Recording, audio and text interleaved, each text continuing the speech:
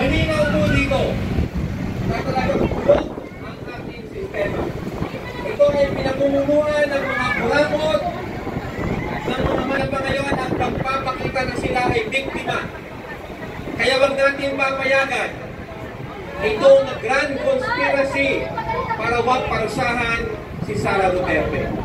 Kaya muli natin isigaw ang ating mga panawagan. Convict Sara now! Convict! Convict!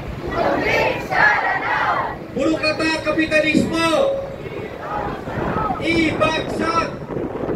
Kapitalismo! Convict Sara now! Mga kasama, may simple akong katanungan. Sino po dito ang nagbabayad ng buwis?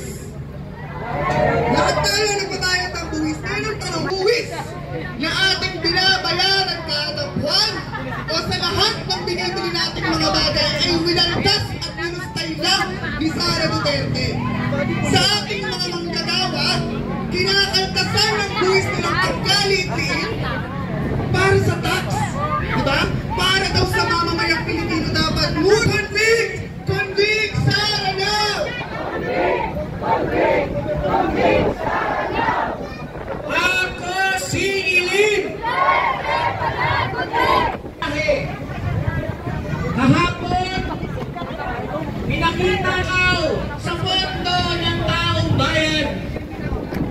Malinaw ang inahatid na mensahe ng desisyon ng Korte Suprema. Ito ay ang sagwatan ng buong naghaharing sistema, ng bulok na sistema na kinakatawan mismo ni Bongbong Marcos. Kung gayon, mga kasama at mga kababayan, galit na galit na mapanagot itong si Sara Duterte. Magkalinawan muna tayo. Ang perang ninakaw, ang perang nilustay. Pera ba ni Sara Duterte ang kanyang nilustay? Kaninong pera yon?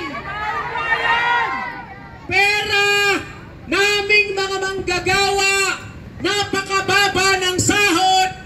Kami ay nagbabayad ng withholding tax. Kami ay bumibili ng mga produkto na may nakapataw na IVAT, and therefore lahat ng mga manggagawa at ordinaryong mamamayan, tayo po ay taxpayer.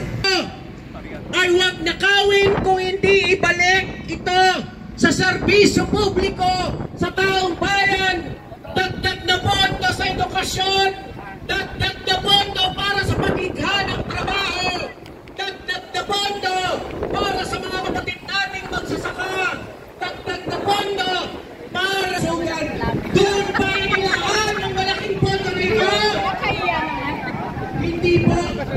Kaya kung walang interes, bulok, ito po ay nagsasabwatan laban sa interes ng mga magagawa at ordinaryong mamamayan. Si Sara, maliban sa gustong paligtasin. Kasi lahat naman ayaw nilang litisin, ayaw nilang husgahan si Sara Duterte dahil husgahan nila ang pareho-parehong kurang at pagdanakaw mula sa hanay nila at lalong ma-e-expose sa taong bayan ang kabulukan, ang kapurapan ng sistemang kinakatawan at ipinagtatanggol mismo ni Bongbong Marcos na pawang kontrol ng mga bulok na kapitalista. Para iligtas si Sara Duterte sa pananagutan at ang gobyerno ni Bongbong Marcos sa napakatinding dilubyo, mga pagbaha sa ating mga komunidad, wasak ang mga sakahan ng mga kapatid natin, mga magsasaka, patuloy ang pagtaas, ilihin. Maraming manggagawa, walang trabaho, napakababa ng sahod sa ating bansa. Kaya mga kasampa, importante, dahil walang interes si Bongbong Marcos at mamamayan ang maningil sa kanya ng tuloy-tuloy. At kapag binasura ng Senado ang kilos ang libo-libong manggagawa sa labas ng kalsada upang singilin mismo si Bongbong Marcos, upang singilin mismo ang buong nag-aaring sistema at mapanagot hanggang sa mapatalsik ang isang korap at nanakaw na si Sara Duterte. Maraming salamat.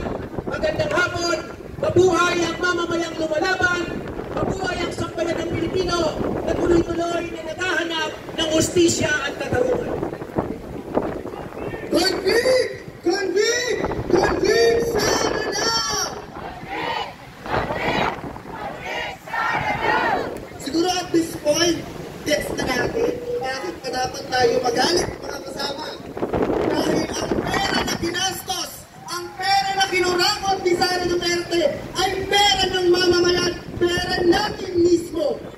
Kaya ang tanong, saan ba sana napunta ang pera? What if hindi kinakakot ni Sara Duterte itong napakalaking pera ng mamamayang Pilipino? Pwede sana kumanda ang edukasyon natin, kumanda ang healthcare system natin. Ang daming ibang pwedeng pagandahin kung ang natin